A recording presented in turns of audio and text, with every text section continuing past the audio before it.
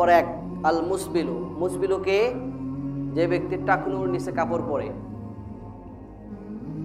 আমাদের পায়ের টাকনু আছে না, এই টাকনুর নিচে যে সমস্ত ব্যক্তিরা কাপড় পরে, ওই ব্যক্তিদের দিকে আল্লাহ রাব্বুল আলামিন কঠিন কিয়ামতের দিন দেখবেনও না, কথাও বলবেন না। নাউযুবিল্লাহ পড়েন। আমাদের অনেক ব্যক্তি আমরা এখানে আসি যে আজকে শুধু মসজিদে আসছি জন্য লুঙ্গি বা প্যান্ট বা পায়জামা একটু গিরার উপরে পড়ছে, এছাড়া অন্যান্য দিনে কী করি আমরা? গিরার নিচে কাপড় পরে অফিসে যাই, গিরার নিচে কাপড় পরে বাজার ঘাটে যাই, শপিং মলে যাই, বিভিন্ন জায়গায় যাই। পৃথিবীর যত কাজ আছে সব কাজ আমরা এমনভাবে করি যখন আমাদের গিরার নিচে কাপড় থাকে। গিরার নিচের কাপড় থাকাটা হচ্ছে কি জানেন? অহংকারের প্রতীক। কিসের প্রতীক? অহংকারের প্রতীক। খেয়াল করে দেখবেন সমাজে যে যত বড় নেতা অথবা পাতি নেতা, দেখবেন পায়ের দিকে খেয়াল করে দেখবেন তার কাপড়টা কিন্তু কোথায় থাকে? গিরার নিচে থাকে। দেখবেন, দেখে নিয়েন, প্রমাণ করে নিয়েন, চেক করে নিয়েন। যে ব্যক্তি হারাম খেতে খেতে পেট উঁচু করে ফেলেছে অনেক বড়, তার লুঙ্গি দেখবেন যে মাটির সঙ্গে নেচড়ে যায়, মিলে নিয়েন। এরপর কি?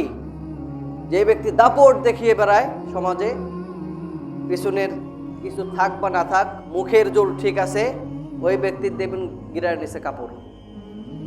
মোট কথা হচ্ছে যারা জাহান্নামে যাবে ওই সমস্ত ব্যক্তিদের দেখবেন যে গিরার নিচে কাপড়। গিরার উপরে কাপড় পরে না কেন? গিরার উপরে কাপড় পরলে তাকে জামাতে ইসলামের লোক নাকি বলে, অথবা শিবিরের লোক বলে। বলে কি বলে না? বলেন।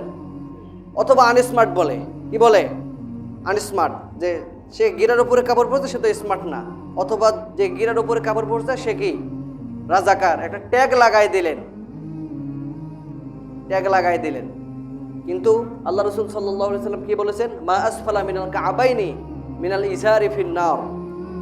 পুরুষের টাকনুর নিচের যে অংশটা কাপড় বা পায়জামা প্যান্ট দ্বারা আবৃত থাকে, ওই কাপড়টা জাহান্নামে যাবে। ওই জায়গাটা, নাউজুবিল্লাহ বলেন।